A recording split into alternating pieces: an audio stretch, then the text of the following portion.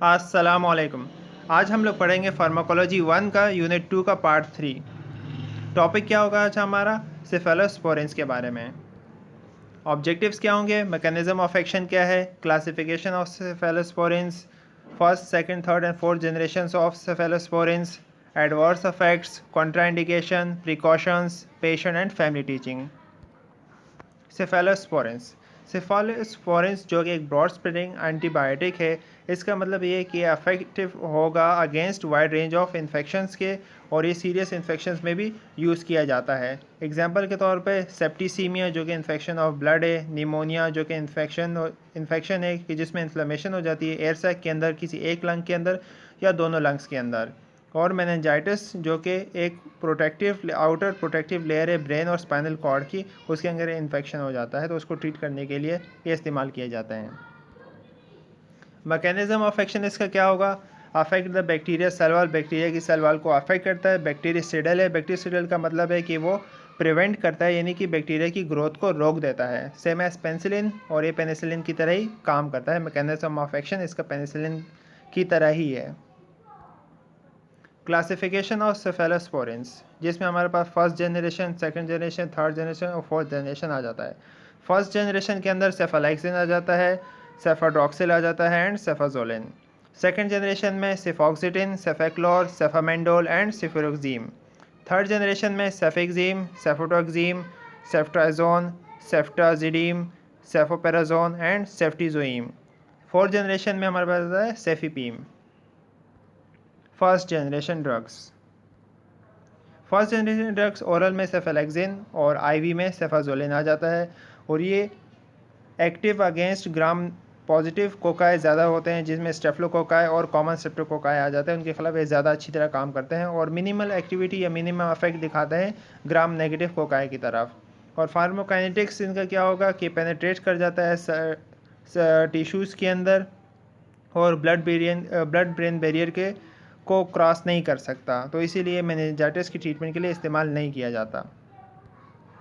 Excretion इसकी कहाँ से होती है? किडनीज़ में होती है ग्लोमेरुलर फिल्ट्रेशन के ज़रिए, और डोज रिडक्शन होता है रेनल डिजीज़ पेशेंट्स के अंदर। क्लिनिकल यूज इसका क्या है? ओरल में सेफेलेक्सिन यूटीआई के इस्तेमाल किया जाता है, जो कि यूरिनरी ट्रैक इन्फेक्शन से सेलुलाइटिस के लिए किया जाता है, कि जिसमें ये कॉमन स्किन इन्फेक्शन है कि जिसमें रेडनेस, स्वेलिंग और पेन होता है, और सॉफ्ट टिश्यू एब्सिस के लिए किया जाता है। आईवी के अंदर सेफाजोलिन जो कि ड्रग ऑफ चॉइस है फॉर सर्जिकल प्रोफाइलैक्सिस, जो कि प्रिवेंट किया जाता है डिजीज़ को। Second generation drugs active against all bacteria which are inhibited by first generation drugs. ये उन सारे बैक्टीरिया के खिलाफ काम करता है जो कि इनहिबिट कर दिए जाते हैं फर्स्ट जनरेशन ड्रग्स से और बेटर ये काम करता है, ग्राम नेगेटिव को ज़्यादा कवर करता है, जिसके अंदर ओरल सेफोरोक्सीम आ जाता है और आईवी में सेफोक्सिटिन आ जाता है। फार्माकोकाइनेटिक्स इसकी क्या होगी कि पेनिट्रेट कर जाता है किसके अंदर? मोस्ट टिश्यूज़ के अंदर, बट ब्लड ब्रेन बैरियर को ये क्रॉस नहीं कर सकता। एक्सक्रीशन इसकी भी किडनी से ही होती है, और डोज रिडक्शन इसकी भी रेनल पेशेंट्स के अंदर की जाती है। क्लिनिकल यूज इसका क्या है? साइनोसाइटिस के लिए यूज़ किया जाता है। साइनोसाइटिस क्या है कि जो हमारे साइनस हैं उनके अंदर इन्फ्लेमेशन हो जाती है, उनके लिए इस्तेमाल किया जाता है। ओटाइटिस जो कि हमारे मिडिल ईयर के अंदर इन्फेक्शन हो जाता है, स्वेलिंग हो जाती है, उसके लिए यूज़ किया जाता है। और लोअर रिस्पायरेटरी ट्रैक इन्फेक्शंस के लिए आईवी एनारोब्स के लिए जो है पेरिटोनाइटिस क्या है? जो कि एक कवरिंग है, एक लेयर है जो कि स्टमक को कवर करके रखती है, उसकी इन्फ्लेमेशन या स्वेलिंग को पेरिटोनाइटिस कहा जाता है। या पेल्विक इन्फ्लेमेटरी डिजीज़ के अंदर इसको इस्तेमाल किया जाता है। थर्ड जनरेशन ड्रग्स, इनकी एक्टिविटी ज़्यादातर ग्राम नेगेटिव ऑर्गेनिज्म की तरफ या ग्राम नेगेटिव बैक्टीरिया की तरफ ज़्यादा होती है। ओरल सेफेक्सिम एंड आईवी में सेफ्ट्रैक्सोन। फार्माकोकाइनेटिक्स इसकी क्या होगी कि पेनिट्रेट कर जाता है टिश्यूज़ के अंदर, लेकिन ये भी ब्लड ब्रेन बैरियर को क्रॉस नहीं कर सकता है।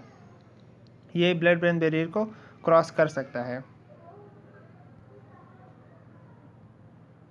एक्सक्रीशन इसकी भी मोस्ट ऑफ ऑल सबकी एक्सक्रीशन किडनी से होती है, लेकिन दो की सेफोपेराजोन और सेफ्ट्रैक्सोन की एक्सक्रीशन बाइलियरी ट्रैक से होगी। क्लिनिकल यूज इसका क्या होगा? मेनिंजाइटिस, सेफ्ट्रैक्सोन और इन सेप्सिस में और गोनोकोकल यूरेथ्राइटिस में इस्तेमाल किया जाए, inflammation of urethra caused by Neisseria gonorrhoeae bacteria. Fourth generation drugs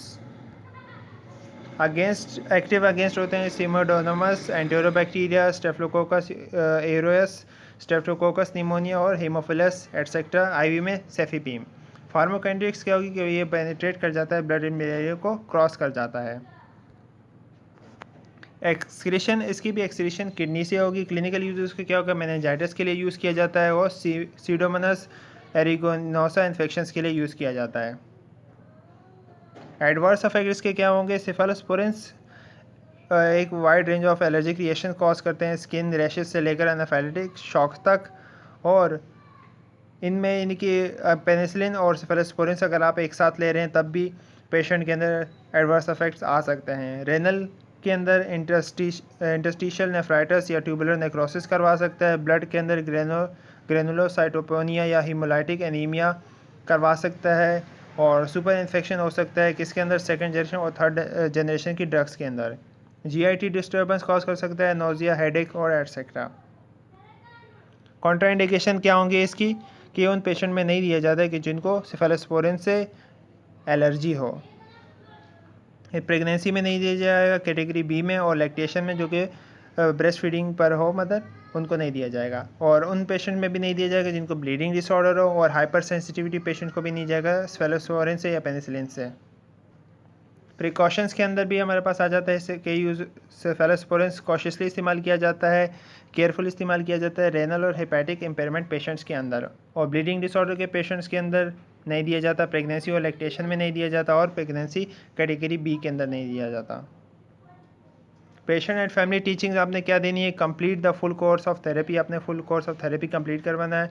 do not stop the drug unless directed to do by the primary health care provider, और आपने ये रोज़ उस वक्त तक नहीं रोकनी जब तक कि प्राइमरी हेल्थ प्रोवाइडर आपको स्टॉप करने का ना बोल दे, या जितनी आपकी प्रिस्क्राइब की गई हो उतने टाइम तक आपने लेना है। यानी जितने टाइम के लिए और डे के लिए आपको बताई गई हो प्रिस्क्राइब ड्रग आपने उस टाइम तक लेनी है, सही है। और अगर आप डोज़ ले रहे हैं और आपका स्टमक खाली पेट डोज़ ले रहे हैं और आपका स्टमक ख़राब हो रहा है तो आप उसको खाने के साथ भी ले सकते हैं। और आपको इसमें अल्कोहल या अल्कोहलिक बेवरेजेस वगैरह आपने इसमें सिफालोस्पोरिन में नहीं लेनी 3 दिन तक। और आपने नोटिफाई करना है हेल्थ केयर प्रोवाइडर को, और आपको कोई भी साइन सिम्टम होते हैं, वॉमिटिंग हो गया, स्किन रैश हो गया, हाइव्स हो गए, या यूट्रिक एरिया। हाइव से यूट्रिक एरिया क्या है कि आपके ऊपर रेड कलर के धब्बे बन जाते हैं स्किन के ऊपर, या सिवियर डायरिया, वजाइनल या एनल इचिंग हो गया, सोर थ्रोट हो गया, स्वेलिंग अराउंड द माउथ और आइज़ हो गया, डिफ़िकल्टी ब्रीथिंग या गैस्ट्रोइंटेस्टिनल डिस्टर्बेंस हो गया, या नोजिया, वॉमिटिंग एंड डायरिया से। और आपने अगर आपको कोई एलर्जिक रिएक्शन हो गया है तो आपने डॉक्टर के साथ डिस्कस करना है, या हेल्थ केयर प्रोवाइडर के पास आपने जाना है, उसके साथ डिस्कस करना है, तब आपने उसकी दूसरी डोज़ लेनी है। उससे पहले आपने फिर उसकी डोज़ नहीं लेनी अगर आपके ऊपर कोई एलर्जिक रिएक्शन हो गया है। ओरल सस्पेंशन आपने हमेशा कंटेनर रेफ्रिजरेटर के अंदर रखना है, और उसको पीने से पहले हमेशा उसको शेक करना है।